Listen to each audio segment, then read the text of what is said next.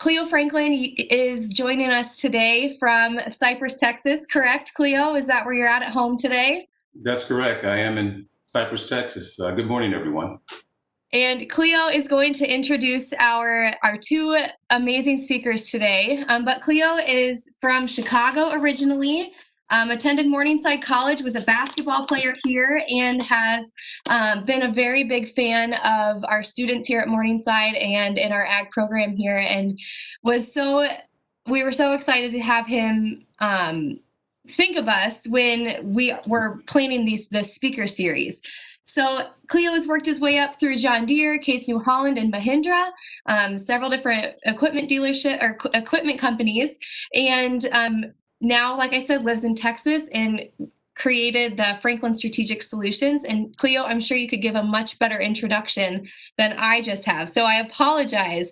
But he is going to introduce our two speakers for this morning, and I'm going to pass it off to you, Cleo. Thank you.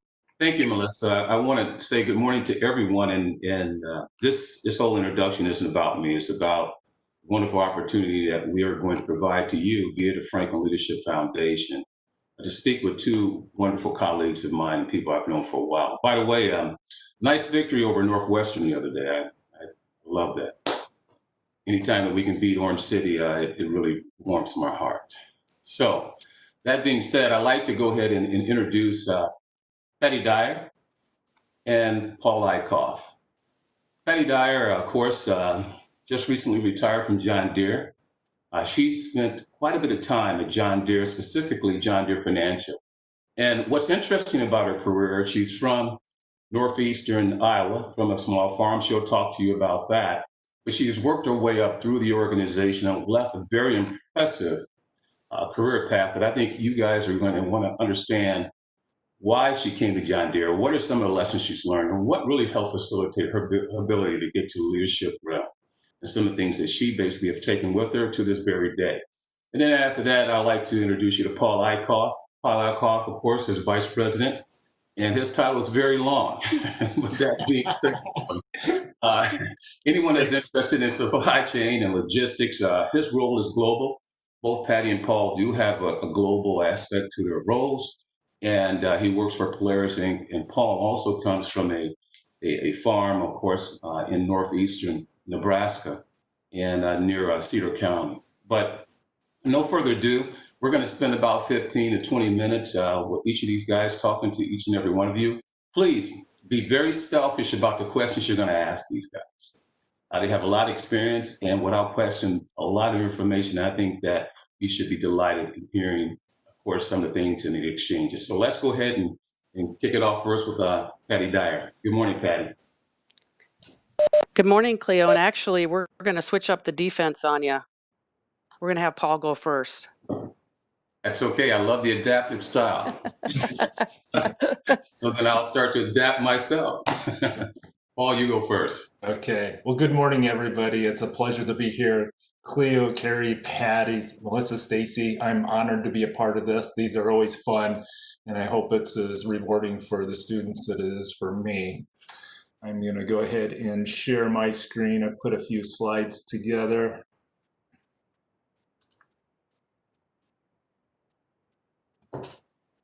Okay, can you see my screen? Yes. Okay, thank you. Okay, so I'll go ahead, and I know this bio has been distributed out, but I wanted to spend just a little bit of time on a couple things. A little bit about Polaris. So I started with Polaris 18 years ago, and when I started, it was about a $1.5 billion. We'll be over $7 billion this year. A number of people know us as a snowmobile company because that's our roots. That's what we started over 65 years ago. But now snowmobiles are actually less than 10% of our business. We have a huge side-by-side with Razor and Ranger. We have owned the Indian motorcycle company. We developed a slingshot. We have a boat company. Actually have about 30 brands, so it's a fascinating global company to work with. And then if you read through my bio, if you look at the bottom, you'll see it says 1 of 10 siblings. I want to make sure you knew that was not a typo. That is real. I have 5 brothers and 5 sisters. All the girls are older, so I went 5 girls and then 6 boys.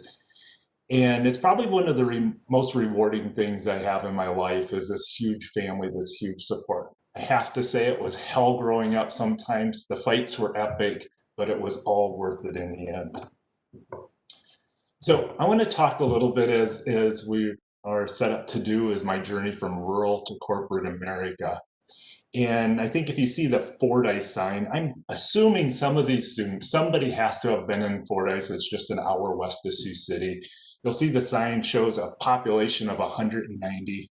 It's a gross exaggeration. They must have made that count when both bars were discounting beer that night or something, because it's not that big.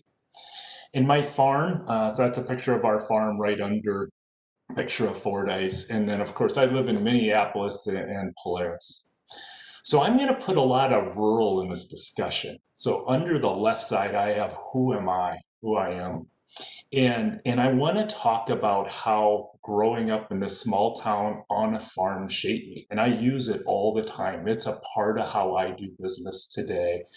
And then I think of the first 20 years about who I am, and then the last 30 years more about my experience. And I'll talk about both of those. So just a quick one on my journey. So I worked for two companies, Gateway, and I'm guessing a number of the kids in the room may be too young to know Gateway. It's no longer a company, but it was a big deal in Sioux City a number of years ago, and in Polaris. So one thing I want you to take notice is I worked up to a senior manager at Gateway, and then I moved back to a supervisor in Polaris. And it's one of those that it was a step back in title, which was somewhat of a tough decision to make, but it was a huge step up in opportunity. Polaris is absolutely the right company for me, and so it was a great move. And then as my takeaway line says, I decided for some reason I wanted to be a leader. I always wanted to have a team. I always wanted to be managing and working with a group of people. And I started that when I was in college. In my college job, I became a supervisor. And then I led functions and departments and facilities and multiple facilities in global, had stints in operations, logistics, engineering, customer service. Around facilities, I've opened them, I've closed them, I bought them, and I built them, and I'll show you a little bit about that. Okay, so talking about farming and harvesting, the first thing I have to point out is this is a red combine intentionally. I have to poke at Cleo a little bit, and I'm going to regret it later because he's going to get me back. But of course, Cleo's a John Deere guy, so I put a red combine on here just to get at him a little bit. So Patty, I'm sorry, I know you're John Deere also. I actually grew up on a John Deere combine, but this is all intentional. That's what happens when you have 5 brothers and 5 sisters. You figure out times to poke at people. And like I said, I'll pay for that. So I put this picture of a combine on because it still shapes how I make decisions and what I do today. It was just actually the last 2 weeks ago, and I was working with a small company that's doing business with us, and they showed me their plan to set up their facility. And in their plant, they had a bunch of machines, and they had worked in a bunch of cool down time, and they didn't want to run these things at capacity because they were concerned about the machines. And I said, hey, you have to understand how machines are designed. And I actually brought up, I learned this on the farm when I ran a combine. A combine is designed to run nonstop. When you put that in the field, you want to start and you don't want to shut it down. You don't want it to cool down, and you want it to run at capacity because they're designed to run at capacity.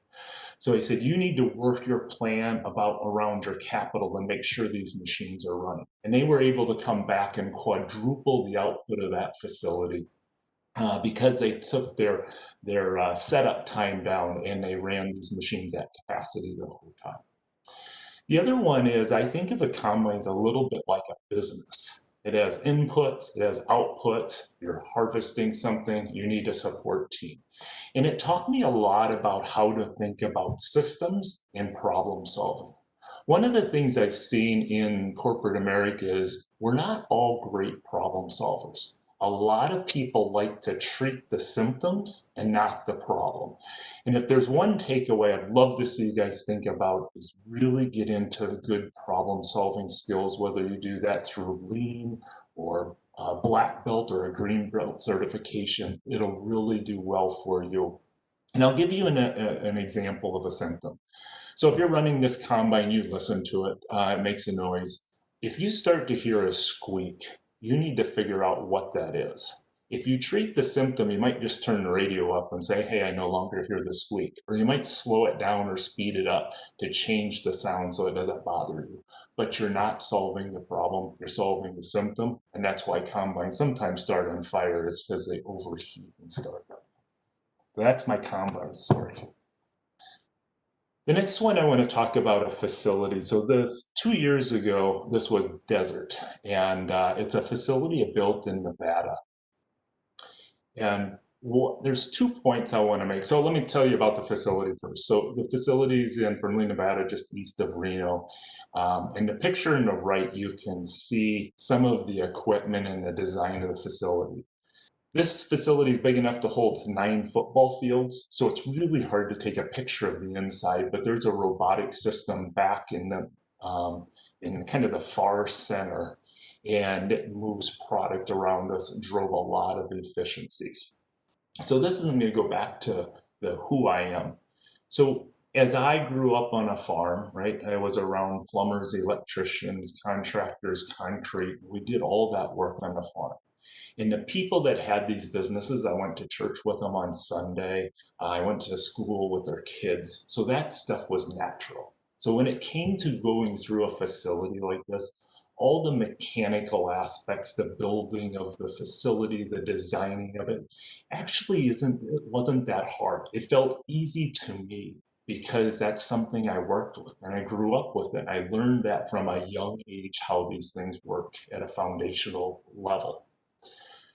On my experience side, what I've learned over the last 30 years is how to do these things in a corporate environment. I'm sure Patty and Cleo can tell you countless stories. So this was a $50 million spend. You don't just go and say, hey, today I'm going to spend $50 million. This takes years to develop. You have to start floating these ideas. You have to work through multiple business plans and convince the business that you need the $50 million as opposed to maybe some other department that's looking for the same thing. And eventually, so in Polaris, if it's over $10 million, it has to have board approval. So this was multiple years of work. The who I am, my farming rural background really helped me on one side, and my 30 years of experience is helping me navigate, and that's something I'm continuing to develop. So I have a couple takeaway slides for you, and there's some things I would like you to think about, as this is something I learned more so lately as opposed to when I was there. So when I was in college and working on this resume, I was really concerned that I didn't have the experience. I didn't have multiple jobs. I didn't manage, people all over the place. And what I've come to realize over the years is there's 2 really important things that come out on a resume: who you are and your experience. And I put this, you're 80% developed, and I'm thinking of you as a college student being 20 years old or 80% developed. And that's not a scientific number. I'm just trying to represent it. And your experience is 20% developed. And let me explain that. I think right now at 20 years old, if you're a good person, you'll always be a good person. If you're high integrity, you'll always be high integrity. And the way you work with people and treat people is the way you'll always be. And that's really, really important. Whenever I interview people for leaders of any position in my team, I look at their experience to say, should I talk to this person? But I really look at the behaviors behind the experience, the who you are. I spend lots of time trying to understand why you did what you did, how you did what you did. So you have to think of this as you have a big strength coming into interviews as long as you understand who you are and your values, because that's what people are looking for, like myself, is the behaviors around how you did what you did. And I put the Polaris values at the bottom. So we have 7 values. And I put it here to say how important this is in companies. These 7 values is a part of my annual review. If I don't uphold these values, it hurts. It's 50%. So it's half of my performance is values and half of it is what I achieve. That's how important we think it is to sustain our culture in our business. And this is my last slide. So a couple things about working for a corporation. So we talked about this journey to corporate America. Some things to watch out for and the things I've learned. So Polaris has an awesome culture, and it's really important. And it's one reason I would say you might want to look at a bigger company versus a smaller company because they have more people, they have more opportunity for culture. A small company may be run by one person, all of the decisions. Lots of pros and cons to both small and large, but that's something to think about. If we have a big company that have human resources departments, career development, they're there more than just to hire you. They're there to help you. And I work with our HR team to work on the development of our team all the time. Really, really important. Of course, big companies have lots of functions, sales, operations, engineering, HR. So lots of things to experience as you're trying to figure out what you're best at, what you'll love to do. Patty and I, Cleo, all have Clover experience. We'll never be disappointed that we were in a global company. You'll learn so much. And then, of course, opportunities to be a diverse team. So my advice is to you is really embrace and understand who you are. And I say that for the fact that I didn't realize the value of the small community and farming experience I had when I went into corporate America. I thought that's just what I did until I got a real job. But I found now that that's continuing to shape me, and you should embrace that. And find a company with culture. Find a company that's invested in you. They just don't want you to fill a seat, do a job, but be a part of it and create a career. I think small communities are a huge influence on your values. Don't dismiss or underestimate that. And then what I've learned is large companies need people like you. I have been able to challenge so many people because of my rural background, because I grew up on a farm, because I look at things differently, I think differently, and it's been a value to my career in Polaris. There's a great saying is you don't run from things, always run towards something. And sometimes that takes a little bit. It took me, the first time I heard that, I had to sink in. But it's always be purposeful in what you're doing. If you're fearful of something, find what you're going to go do, and don't just fear something and stay away from it. And I saw that one question popped up, but I don't see that on my screen. So if somebody can help me on that, I should probably stop sharing. Yep, we absolutely can help you with that. So, Paul, the question was it difficult to, in a sense, talk yourself into going from the senior director position at one company back to the supervisor role? What mindset must you have to do that? Yes, that was a tough one. Actually, I saw this position advertised in a paper.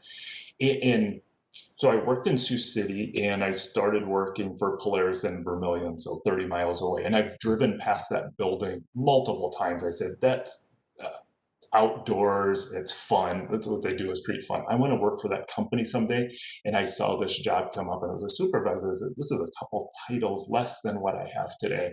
And I didn't answer the ad. And my wife and I were talking, and we knew it was a time for a change. And I said, well, at least I have to go interview. And so I went to interview, and I was really impressed. I loved what I saw, but I had some sleepless nights over it. And it's one of those that after you go and understand what you did, it took me a year or two to know it was right. I didn't know it was right in the beginning, but I took a leap of faith from what I saw in the interview. So yeah, it was tough. Awesome. Thank you, Paul. I think if anybody has any additional questions, you can put those in the chat, and then we'll go ahead and circle back to those. But I went ahead and passed the presenter privileges to Patricia. Okay, perfect. Thank you. So hopefully this will work. As you guys know, I am retired and haven't had to use some of these tools in a long time. Okay, so let's get back to my presentation. Okay. So you'll have to let me know if you can see it. It's on my desktop. We don't see anything yet. Okay. I was kind of afraid of that. Do you have a double screen? No. Okay. Nope. Now it says you're starting to show content. Okay. So right now we can see your, just the web meeting, but not your specific screen. So I think if you click on your PowerPoint, like wherever that is, Yep. and Yep. put that up, then that should work. It says participants can now see what you are sharing. Yes, but what we see is the screen with everybody's video feeds. Oh, in and it. stuff. Okay, so stop sharing. Share. Ugh. Yeah. So what we can do, Patricia, is if you have the presentation, if you want to email it to me, I'll send you my email in the chat. And then if you just want to start kind of like introducing Taking yourself, questions. Perfect. and then I can bring it up as soon as I receive it. Okay. All right, let me go back to chat here and get your address. Perfect. Sorry about that. No I worries. was set up to go. I was just gonna interject. This is in leadership, things happen in real time. And this is as real as we can get, but I will also That's exactly right. I will also share just an insight to everyone. And as you move forward in your leadership careers, when things happen, you continue to move forward. And there's no perfection is not a destination, it's a journey. And that's when you are able to be nimble and shift. So as Patty is doing right now. Thank you, Patty. Yep. You're welcome. In the meantime, we do have a question for both of you. It says, Paul and Patricia, was it hard for you to make the transition from growing up on a small town farm to working with a large company? What difficulties did you face?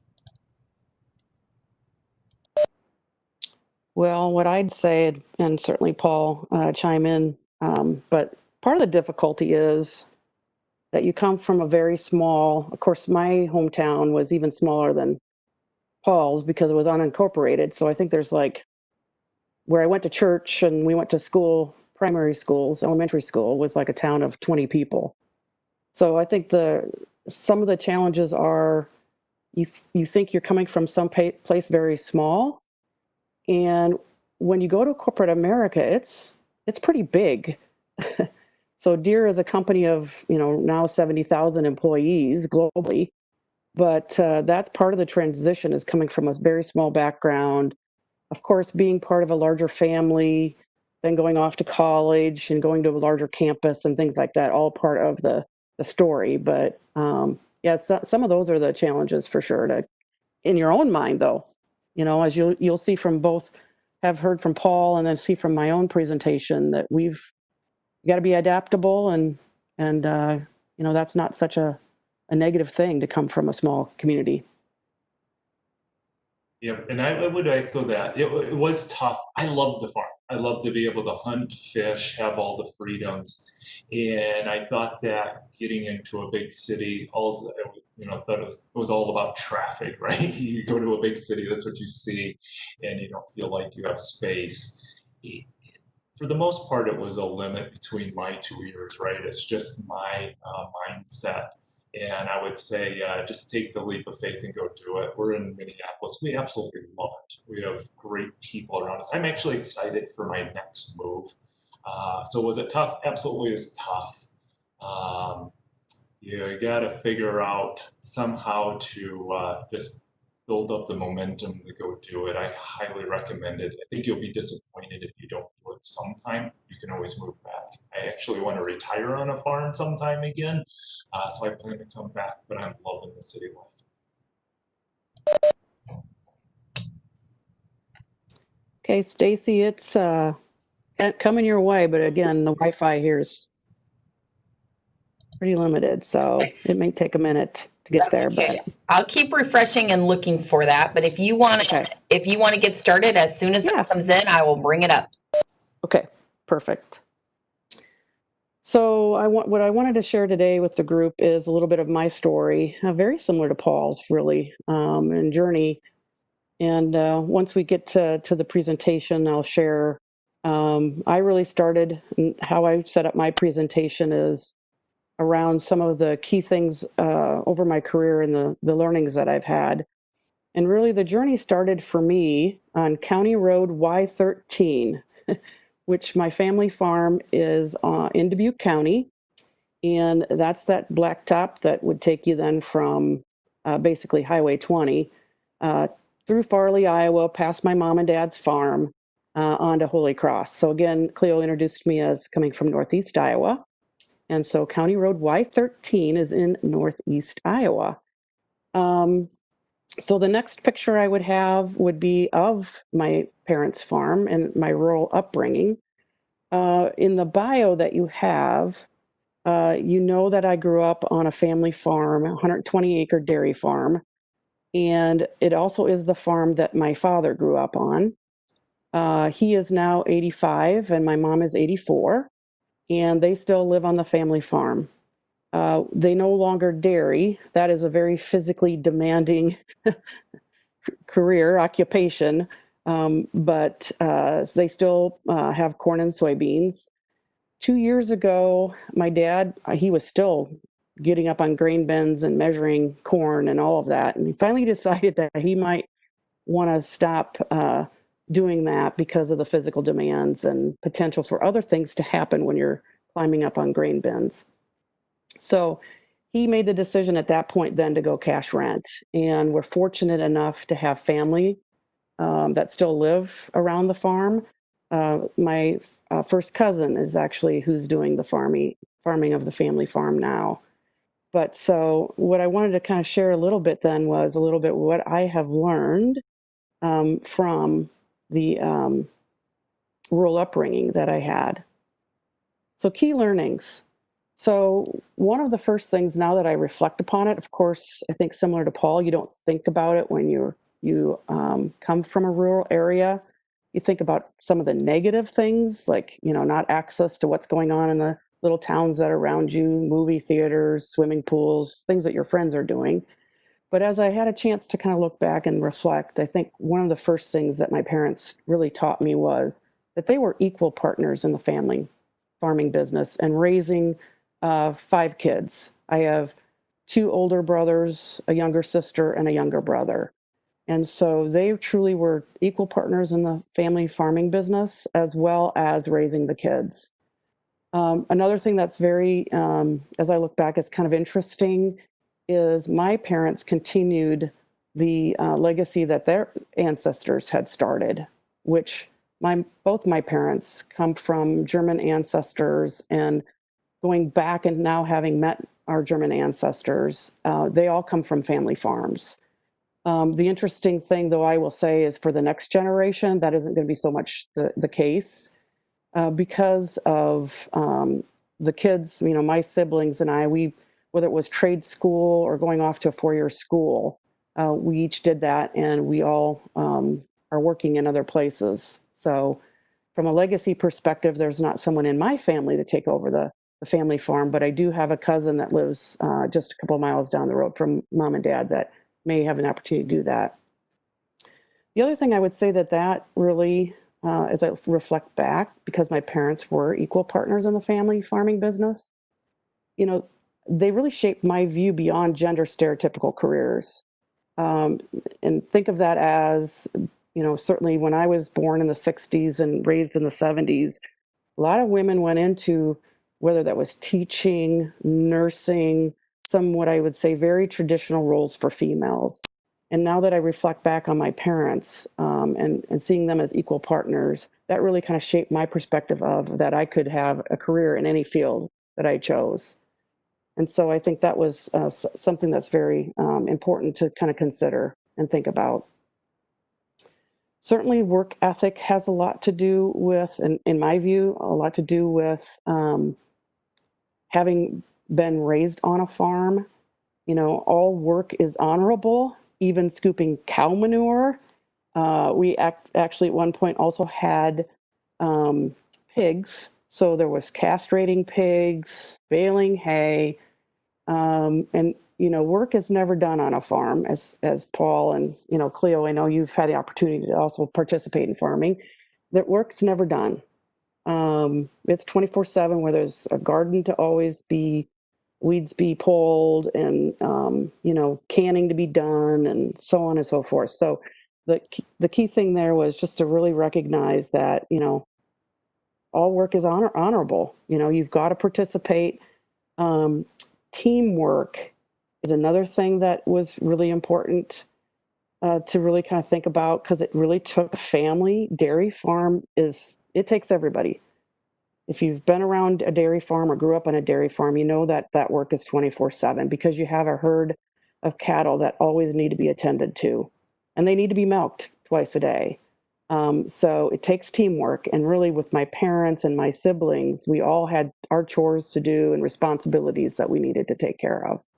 And then I guess the last thing really on that key learnings from a rural upbringing is the commitment. Again, dairy farming is a 24/7 business. It's not something that you can, in the wintertime, if you want to get away to Florida for a month, you can't do that. You've got cows that need to be tended to, and milking that needed to be done twice a day. And I guess the other comment I'd make before I leave this topic of rural upbringing, Paul put a case combine. My father, the only piece of John Deere equipment he has and still has is a lawnmower. He used Farm All and International products as well. So it's kind of interesting how both of us have gone from some red background to a green employer. But I think the key point for me was how important farming was, not only to, just a foundational experiences, but I really recognized that I had a passion for agriculture, and I really wanted to, follow in some regard to finding and sticking with an agricultural company. Okay, there's Y13. Okay, hang on, let me get, can you put that in presentation mode, Stacy, or not? There you go, thank you. All right, I'll tell you when to click. So there's Y13. There are my mom and dad, and there's the family farm. So click. E-learnings, and maybe I can do this, actually, now that you've got it loaded. Nope, click. Okay, education.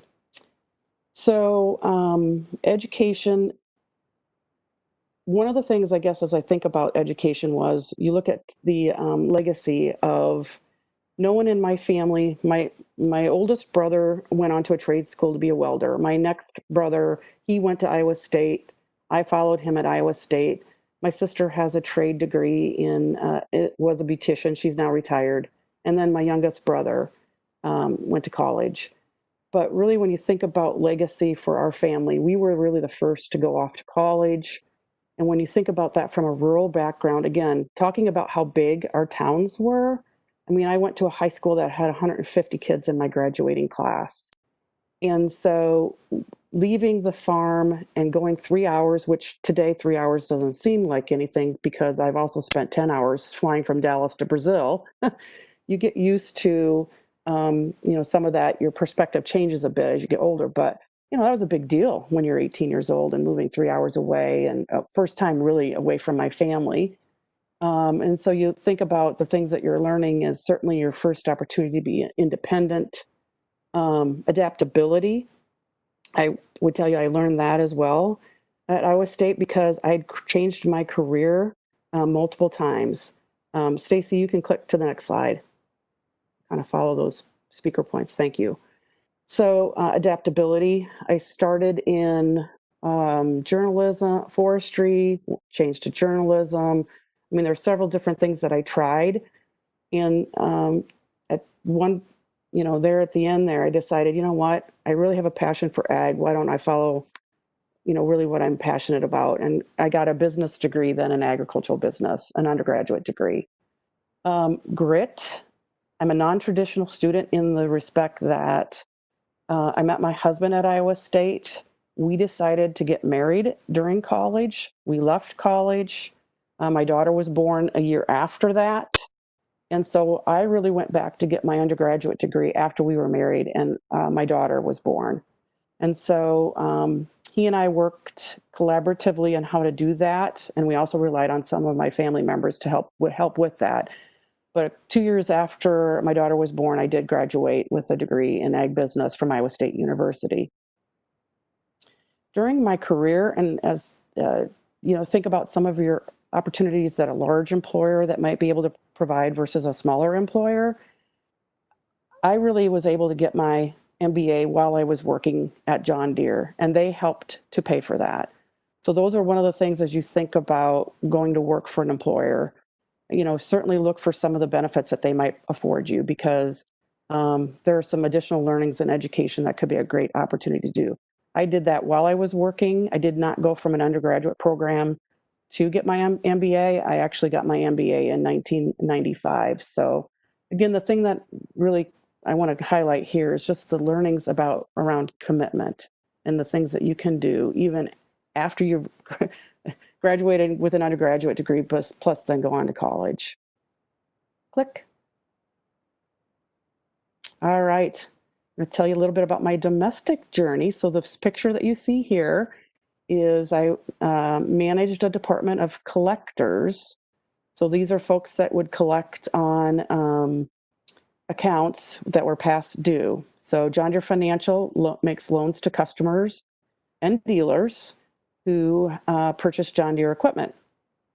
So this group of people would call on customers who are past due. And this group was my first, what I would say, managing a large department of over 100 people. And so I thought this was a good reflection of some of the domestic learnings that I had. And this is in near our building, John Deere Financial building in Johnston, Iowa. So outside. All right, click. Okay, so some of the key learnings around my domestic journey that kind of built up to my opportunity to go abroad. So first, as in any case, when you start as an employee, unless you've got previous experiences that would lead you into starting as a supervisor, many of us start as an individual contributor. Think about that as, you are responsible for yourself. You're responsible to get to work every day, be on time, and perform your job. And really, I had a couple key opportunities there that I listed in credit underwriting, again, making loans to our customers and dealers that purchase John Deere equipment, and then as a financial analyst, which is a role in our accounting area.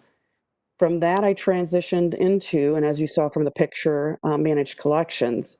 But I then segued into managing people. This then becomes more about setting annual performance goals with your business. In this case, it was collections, but for the business and for your employees, and then managing to those expectations.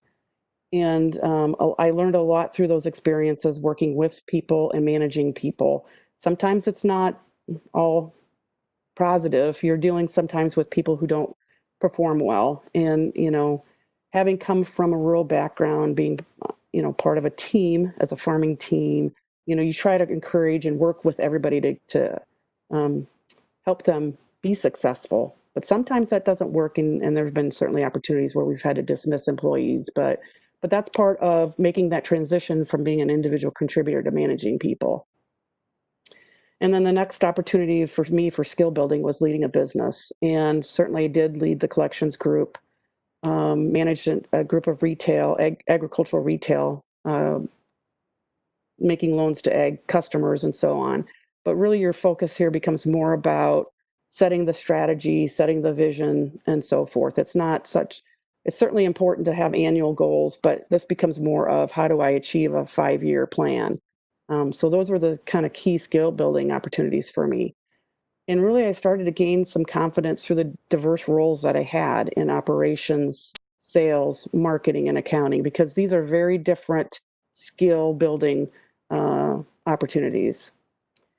So empowerment, I would tell you, is one of my key learnings. I had a group of leaders who helped me along the way, took a chance on me. When I was managing the ag retail business, I'd never worked in our construction area. I never had a marketing job, but a boss took a chance on me. I'd been successful in other roles, and so they took a chance on me and said, hey, let's put her in construction marketing. And so that's kind of what led the opportunity of then visibility is important. And so I had the opportunity to become more and more visible to leaders within John Deere Financial, as well as the leaders within John Deere. At the time that I was in the construction marketing role, I had the opportunity to be in front of Sam Allen, who is now the retired president and CEO of John Deere. But he, at that point, was the president of the construction equipment division for Deere. And so these things afforded me the opportunity to have visibility to leaders for Deere. And my next point of being a great simplifier is taking very complex information and breaking it down into ways that makes it clear for people and engages people, not only your employees, your customers, but your dealers.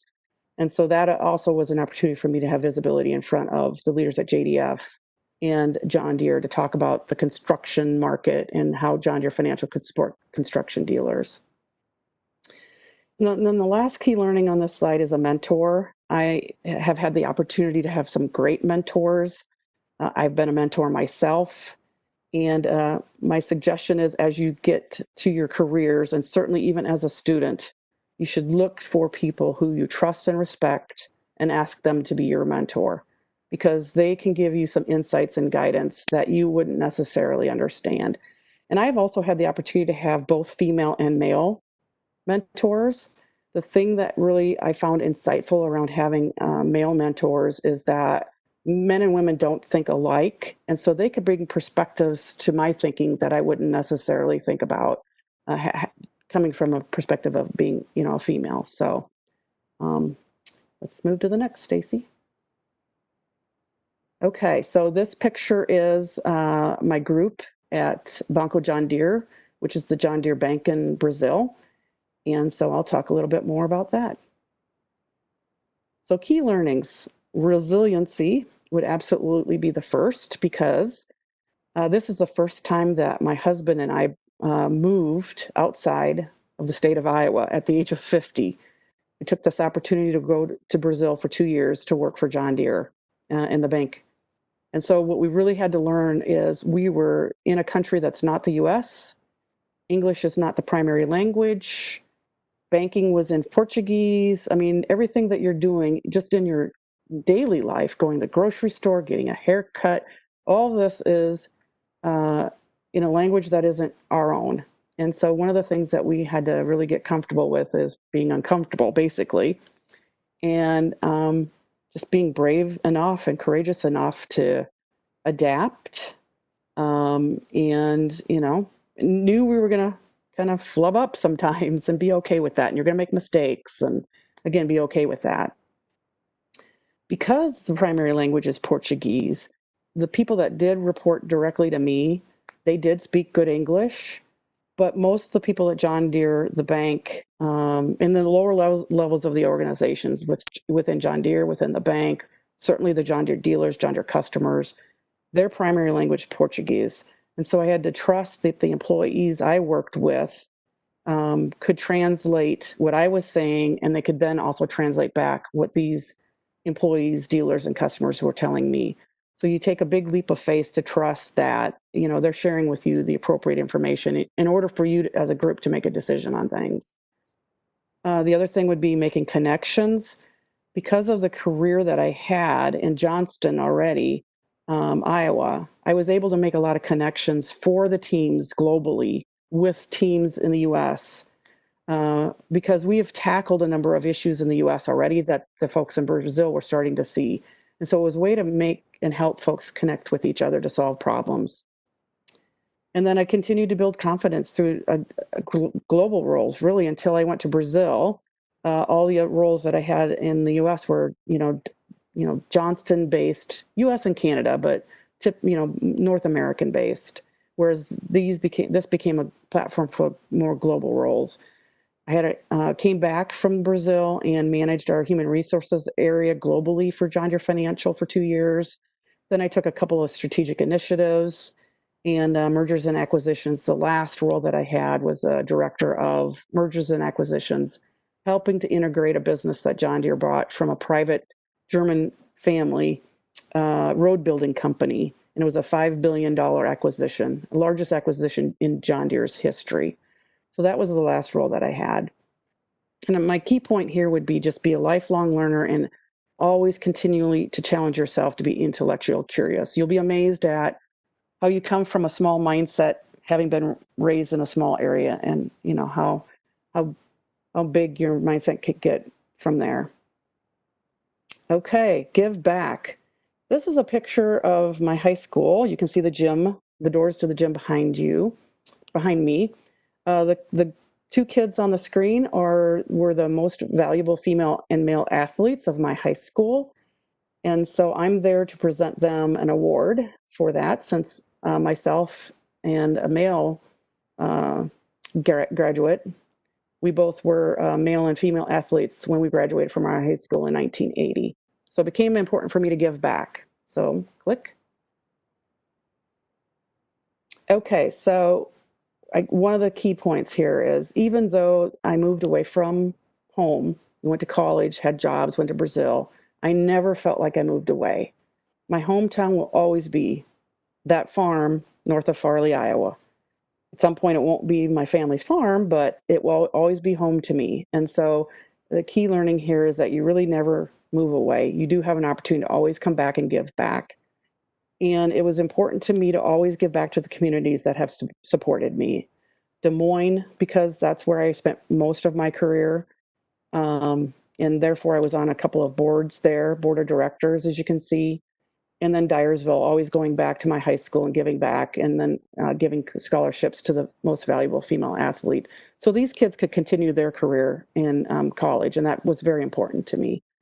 And the other thing about, as you move in your careers, that's very important, is to always look for opportunities to plug in and give back to your community through nonprofits, because these folks really look for people to be members of their boards that have skills and experiences that they can leverage. And so those were the ways that I looked to give back, because I had reaped the benefits from so many opportunities. Click. And then the last slide I'm going to leave you with is, this is a picture of me and my team. And we are in front of, those are actually sugarcane harvesters. Sugarcane is a huge crop in Brazil. And you can see that we are not very big compared to that John Deere equipment. But again, success is peace of mind, which is a direct result of knowing you did your best to become the best that you are capable of becoming. And that is a quote from John Wooden, a former UCL basketball coach. But I think that really kind of captures in my mind what success is. It's the best of what I was capable of becoming. And so with that, we'll open for questions. That gives us about 10 minutes, guys. Awesome, Patty. We do have a question for you from one of the students. They asked, when did you wake up and know that you had found your passion? What advice would you give us about finding our passions and going after them? Good question. You know, I would say for sure, as I navigated through a couple different undergraduate degrees, I really landed on what was comfortable and what felt normal. And so once I started to take classes, you know, in the ag business background, that really felt home to me. And I knew that that's really where I wanted to spend my time. And as far as just finding your passions, I think when you start to wake up and you don't feel like you're energized every day, you're engaged, and you don't feel like it's work, I think you have found your passion. Paul, maybe you can touch on your answer to that question as well. And then students, please type your questions into that chat box there so we can continue to utilize our wonderful speakers here. Paul, you can go ahead. Okay, so my answer to that is it's a journey for sure. I certainly didn't wake up or know my passions at a young age. I figured it out over time. And like Patty said, you'll just find yourself in a certain group that feels good and some that don't. You know, there's some passions I have that aren't a part of work, or they're not a part of my job. but I pursue them and they benefit my job because, again, it gives me different perspectives. I can go and challenge people. So what I thought was, hey, my passion should be my work. It can be part of your work and some of your other time also. And that was valuable to me. So if you know what your passion is today, you're lucky. I think most people take somewhat of a lifetime to figure them out. Yep. And it changes. It can change. Definitely. So for both of you, how do you handle tough challenges, difficult situations, and working with people who may not agree with you? Well, I think there's always going to be opportunities for situations where you don't agree necessarily with, whether it's people that you're working with or people that you're on a board with a nonprofit. I had siblings, I didn't agree with them. But I think the key thing there is really to listen. Be patient, be a good listener, because there's still going to be perspectives or point of views that you didn't think about that will come out of that discussion. And quite honestly, to be your best, you need to be challenged. I wanted folks to challenge me. And when you go through difficult situations like we went through 9/11 as a country, but the financial crisis in 2008, and right now we're going through a significant crisis with the virus. But it's in these difficult times that you really, get your strength and you find your direction and true north, I guess, what some people would call it. But you really need people that don't agree with you to broaden your perspectives and even to think about things from a different point of view. Okay, yeah, I'll break that in two pieces. The tough challenges. That's one of those things, like I said, you don't run away from things, you run towards things. What I used to do is kind of fear those. And then I took tough challenges and said, I'm going to use my problem solving skills. I want to figure out what's really going on. And sometimes things are tough because the problem's tough. Sometimes it's the group that's tough. Sometimes the environment. But when you really dig down and understand why is this tough, then you can solve those problems and it helps.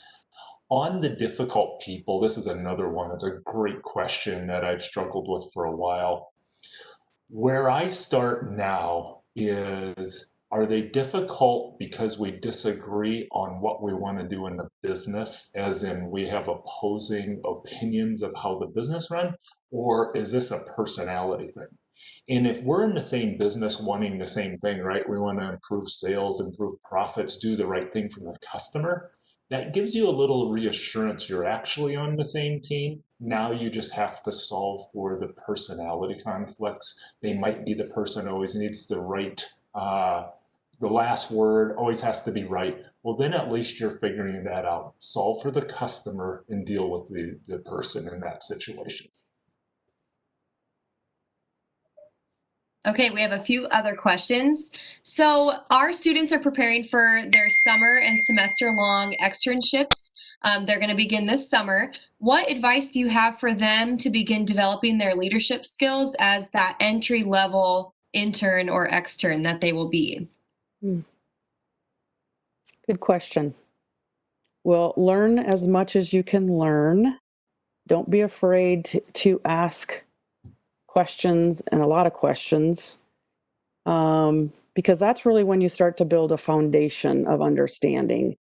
And if you don't understand, I would also say look for a mentor, even as a entry-level intern, extern. Look for someone that you can go to ask what you feel are stupid questions, or things like that you feel comfortable asking someone those questions. But for sure, I would suggest you get a mentor, and then just, be a sponge, ask questions, ask a lot of questions. Yeah, this is a great opportunity to learn things. When I took different roles, I think over my 30-year career with Deere, I had probably somewhere around 20 different jobs. And, there's that first 6 months that people will tell you there's no dumb questions. And so really, truly just ask a lot of questions and find a mentor or a couple of mentors that you're comfortable with to be able to ask questions of them. Yeah, it's a great answer. I can't add much. I'm excited that you guys are doing these internships. Anytime I interview somebody that's done an internship opposed to somebody who hasn't, it's night and day different. And I would just echo is go and ask questions. If somebody's quiet, somebody looks grumpy, go talk to them. Go talk to every person you can in that company because you're going to learn Yep. something. And then I would say, you've got to find a mentor, but you can also find other folks that you can just talk to and have lunch with and say, hey, can you kind of help me with this? Or how do I do that? Or just be comfortable being uncomfortable. So our students are working on their resumes right now. So one question one of them had was, if you had to choose one single thing when looking at a resume for a job interview, what truly stands out to you? And Paul, I know you mentioned internships, and maybe you can echo that or maybe expand on, or maybe Patty, you have a different answer for that.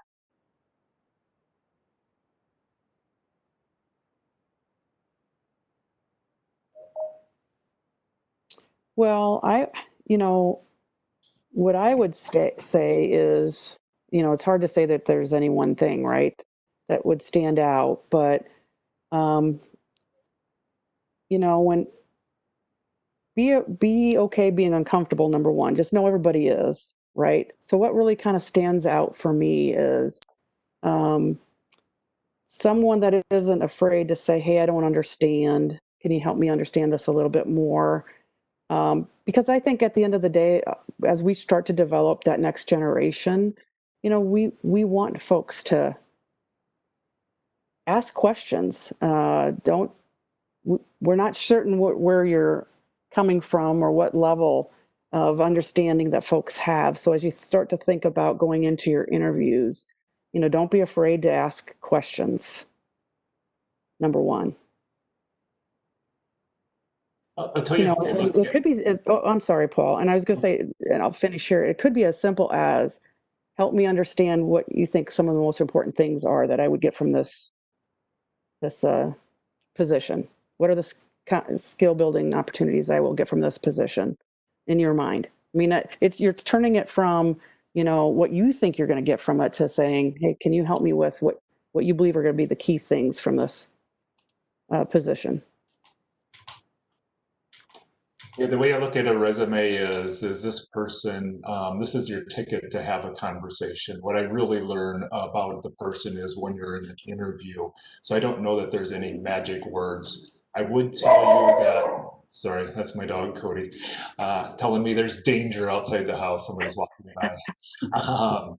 So I will tell you that put every job you had or any experience you had that you think's remotely relevant. Just like Patty said, out in the barn scooping manure, you think that's not relevant, but it is. You might want to word it differently, but I would put that experience on because every experience you have is valuable in your next 30 years of your career. This is Cleo. Can you hear me? Mm-hmm. Yes. Absolutely. By the way, that was the dog just barking because they delivered a Mahindra combine to Paul's farm. It was very exciting. I would love to have a combine, Cleo. Please send one to me. Without question. Anyway, I did want to add, that was a great question. And by the way, Melissa, I'm going to stay to 9:30 with the class, and I just have a few slides to present. But I wanted to add to this question, which was a great question. Both Paul and Patty answered it exactly the way I would. I don't think there's any particular special sauce here, but I would say two or three things. Your resume should not be a one-size-fits-all. It should always be customized to the position that you're seeking in a company's culture. So the thing that I've always want to understand with a resume, do you understand who we are, what we do, and what we're looking for in a position and a role? And from there, if it doesn't, then I think you're out of alignment. So that's going to require some research and understand and reading through the position profile. The other thing that I like to look at a resume is not just what a person has contributed, but how they've contributed, how well they performed, and what they're delivered. I'm not looking for, I was responsible for 15 people in Decorah, Iowa, or I was I ran a co-op in, of course, Leesville, South Dakota. Doesn't matter. I think it's important that what did you do when you were there, and how did you what were your deliverables, and what was your performance? I just wanted to add to that particular, those questions, the question that was asked, and of course, the answers that were given.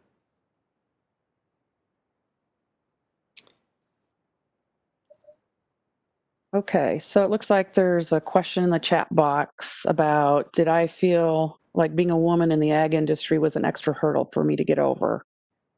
I would say no.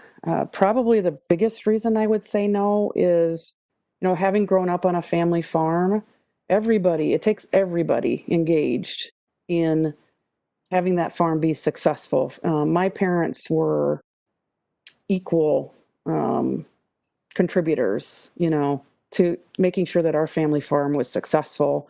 My parents were co-participants in raising 5 kids. So it to me was natural because I had been raised on a family farm.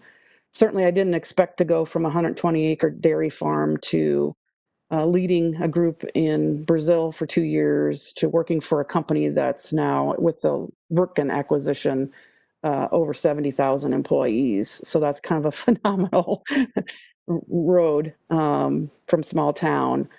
But yeah, I didn't feel like being a woman in the ag industry was an extra hurdle, just because that was in my background. And in a lot of cases, having thought through and being in situations as I developed over a 35-year career in the financing industry, a lot of times you're the only woman in the room. And so I didn't see that as being an odd thing or a negative thing, because it'd been something that I was very familiar with, having come from a family farm, and where everybody's working together to be successful. Awesome. I do have a question for both of you. Do you feel like you have any defining moments, whether in your personal life or your professional life, that changed or maybe flipped your mindset on your career or led you to a new opportunity? Or, what are those memories that stick out in your mind over the last, 20 years that were very defining for you? Well, and Paul, you can probably agree and attest to, I think a lot of times it's just, what are those gateways, from being an individual contributor, as I call it, which is really as easy as being responsible to getting to work on time, being responsible for your performance metrics yourself. And that's really what an individual contributor does. You're part of a team. And when you make then that transition from being an individual contributor to managing other people, setting goals and priorities, those were some of the key pivotal things in my career that have kind of led me through different doorways and different opportunities. And, agriculture was very familiar to me. I came from a farm, but I really didn't have an opportunity to have an agricultural job at Deere until I had already worked for the company 10 years. I had other roles, being an individual contributor, managing collections, things like that. But I took me 10 years to get back into agriculture, as so to speak. So there's certainly a lot of things that just become building blocks, and they then become very natural for you to kind of extend yourself into, like when I took the construction marketing role, had never been working in construction for the company, and had never been in a marketing role. I was a credit underwriter. I made loans. That's how I started with the company. So it's always being comfortable well, I guess I said that in my deck, is being comfortable being uncomfortable, and that's okay. It's how you stretch yourself. I think one of the most rewarding job kind of a time frame I had is when I led a facility, so the one in Vermilion, South Dakota. And it was leading it, but it was the fact that I led it for a number of years. So we call it cycles of learning. Sometimes you have to do something and go through, right? You have a seasonal cycle, a full year, but you have to do things multiple times. In the cycles of learning, and what was really rewarding and helpful to me, was the fact that I had an hourly team, a salary team, and it was a big business in a small town. So we were the face of the community.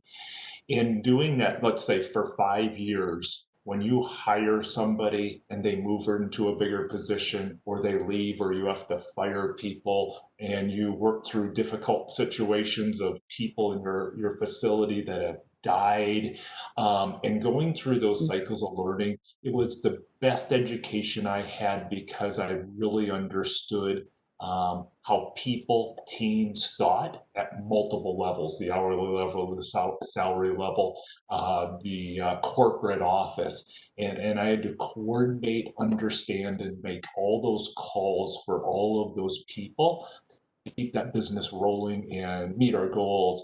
And so the multiple years of running a facility, 100% responsibility, was really a game changer for me.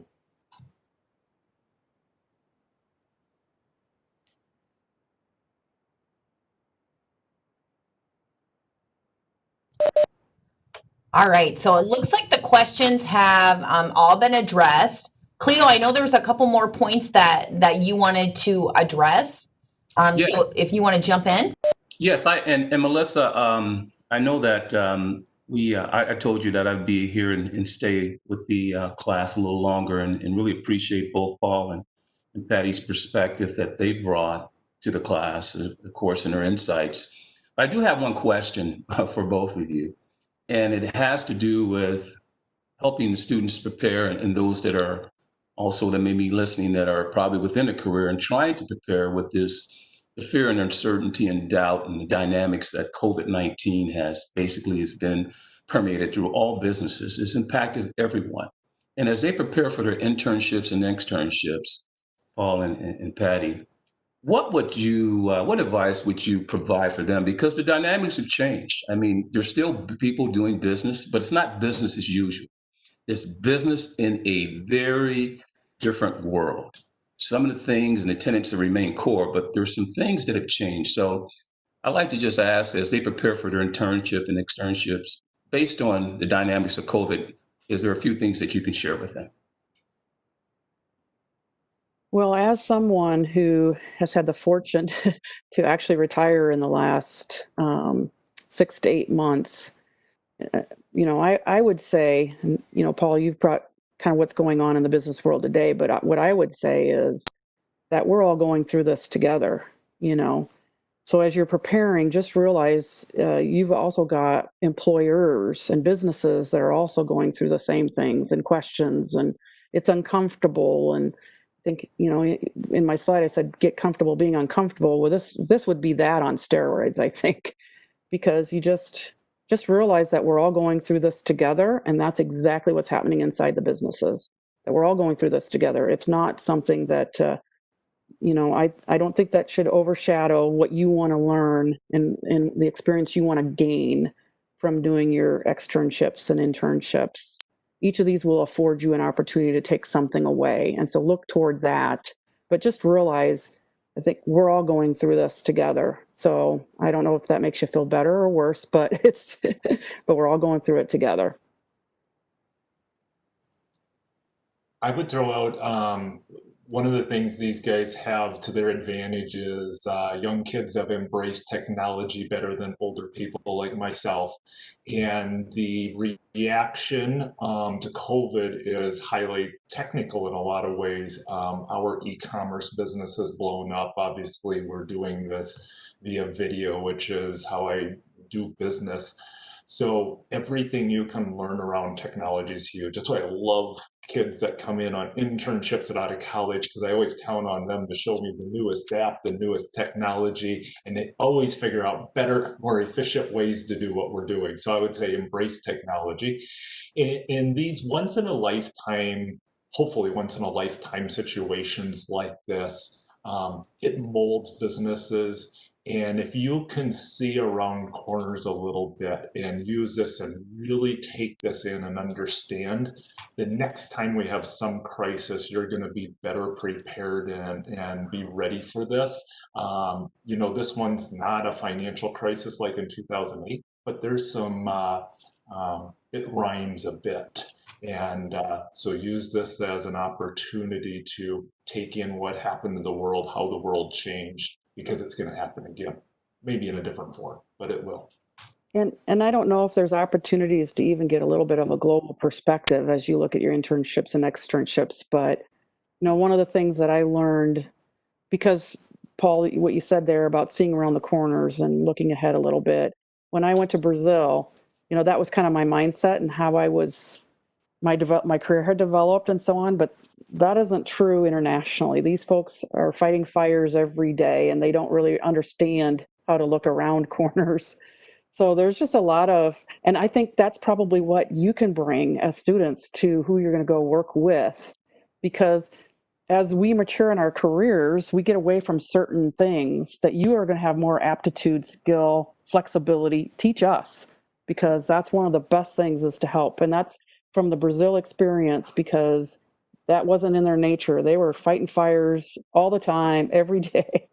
So just realize that what you're bringing is you can help people like ourselves that have been in our careers, and you can bring new things to help us understand, see around some corners, if you will. But you bring some things that we didn't have in our backgrounds as we came up in our careers.